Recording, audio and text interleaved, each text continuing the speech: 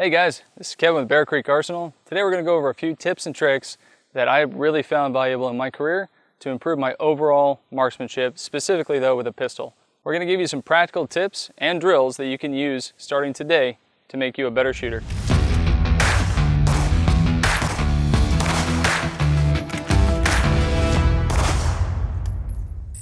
Right off the bat, you got to think about stance. All right, and it's more than just physically how you're standing, it's your mindset as well. So one of the things that I think about is an athletic stance. I do that kind of instinctively. I always kind of ground myself and then I squish my toes down into the ground, right? So it's kind of gripping the ground with my toes, slight bend in the knees, and I just kind of let my hips sink back a little bit to lower my center of gravity. And it's just an athletic stance. If you think about a boxer or any other athlete that's being very dynamic, they're gonna clear safe here. They're gonna throw a punch using their hip, right? They're gonna square off, they're gonna be very athletic, they're gonna move however they need to, and then they're gonna present. And you're doing the same thing with a pistol or a rifle. Rifle is just a little bit longer, so you have more to actually come out with. The pistol, you wanna present almost like you're punching through the air, right?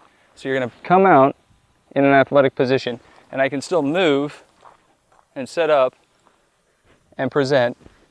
But it's all about having a nice even distribution of weight, having my feet gripping the ground and my hips back to absorb recoil, to lower my center of gravity, and to just be able to move a lot easier and then set up for a good shot. With your stance, you want to think about it from the bottom up. So from your feet, you get a nice athletic position, kind of spread them out a little bit. I put a little pressure outward and I curl my toes downward, okay? And then I'll bend my knees just a little bit and I'll put my hips back a little. And what that does is it kicks the top part of my body forward so I can absorb recoil a lot better and I can still move. I'm still very athletic in how I set up for the next shot or the next position that I'm shooting from. So a drill that you can do is just get set, get your target, and then get into your stance, do a nice presentation, squeeze one off, do your second sight picture, everything's perfect, maybe reholster if you like, and then stand up completely straight, relax, and then get right back into it. And just keep doing that over and over again until it kind of gets boring, because that means you've practiced that movement pattern to where now your body just does it almost automatically. Some people say muscle memory, that is partly what it is, but it's just in training your nervous system to do the same thing over and over again in the same situation.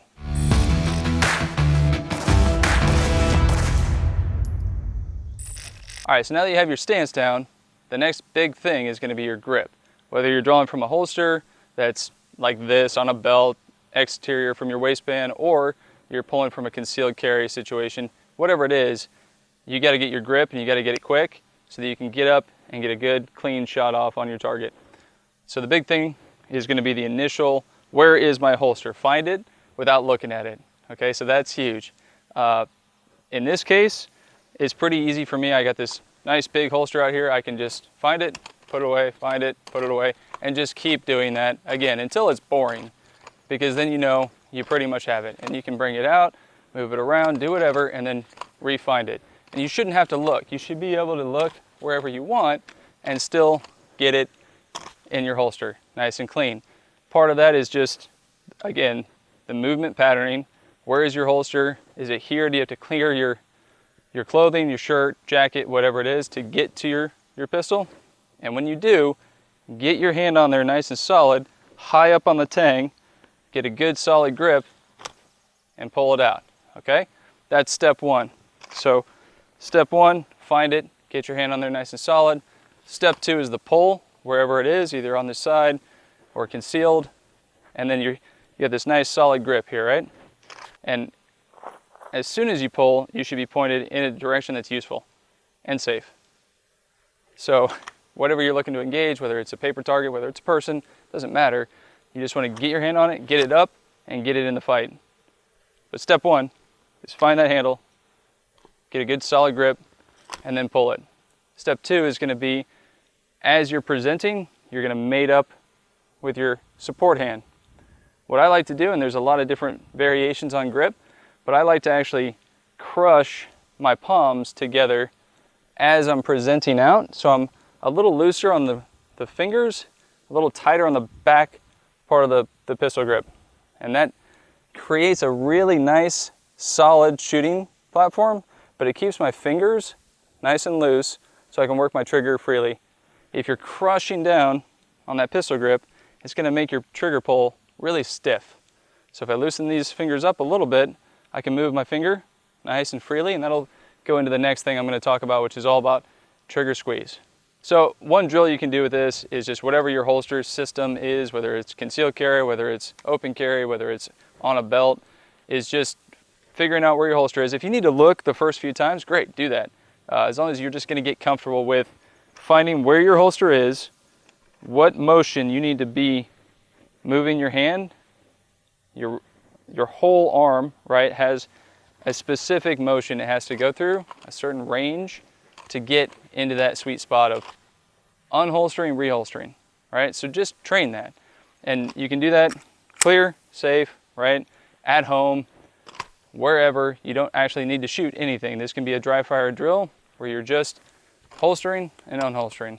And see there, I kind of caught up, and it's just a matter of smoothing that out and getting that to be nice and crisp so you can do your presentation and your shot without really thinking about this part of it. Because this part you can do really fast, and then you slow down with your presentation.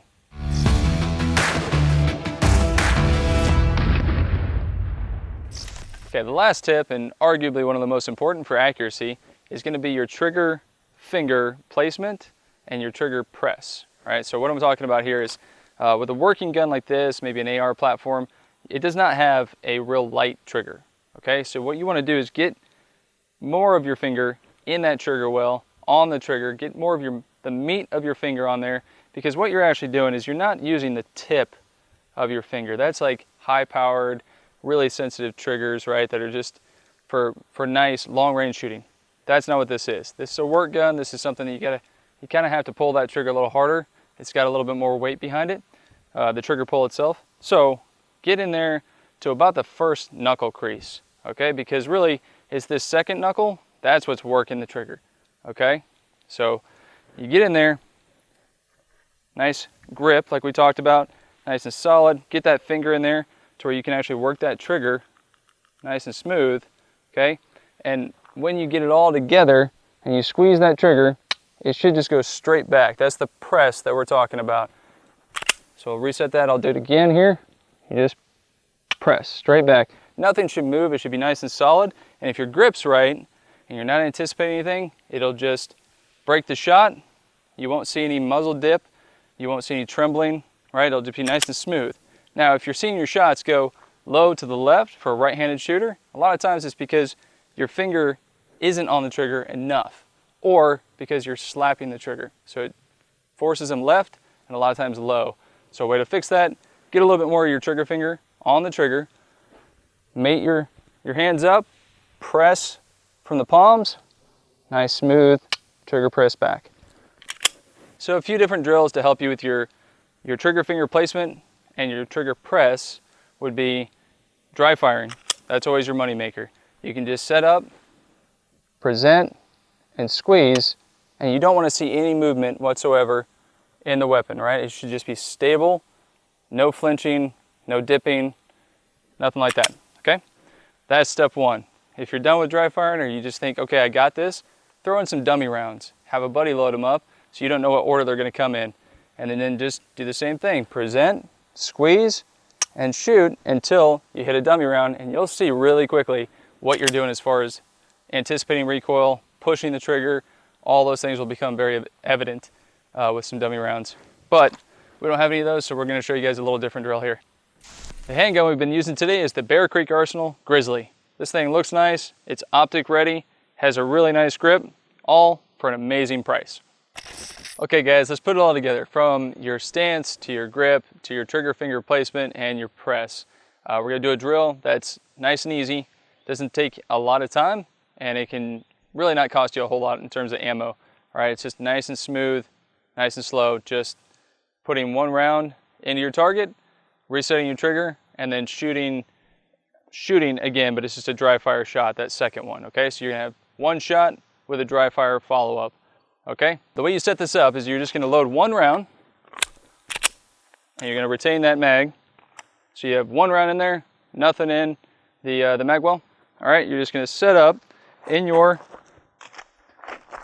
stance, feet. I like to have my back leg, toes kind of even with my front leg, heel. However you do it, whatever athletic position you choose, totally up to you. Just make sure it's nice and athletic, you feel grounded, but you feel like you can move if you needed to. All right, bend your knees a little bit, knock your hips back, eyes on the target, hips pointed towards the target. There you go, now you're ready. Okay, there's your stance, your grip, wherever you're gonna be pulling from, and you don't have to do it from the holster like real fast, it can be just nice and smooth. So you're gonna go from the holster, nice grip, come up, presentation, all right, and then you're gonna get that finger in there, nice and deep, because this is a heavier trigger, right? Take the slack out, touch off your shot, reset your trigger, and then reset like that. I dipped a little bit. You don't want to do that. You want to just smooth that out. So we're going to go again. We're going to just load 1 round, retain that mag, check everything from the bottom up. Okay, so how are my feet? Am I gripping the ground with my toes? Do I have an athletic position? How are my hips? Are they back? Are they good? Okay, am I forward? Eyes on the target. We're not going to look at our holster. We're not going to look at where we're pulling from. We're just going to grab it, okay? So we're here. We're going to come down, made up and out. Nice presentation. Good placement on the trigger finger. Touch it off, reset your trigger, and go for that second shot. Again, I kind of dipped a little bit. We're getting there, guys. We're going to smooth this out.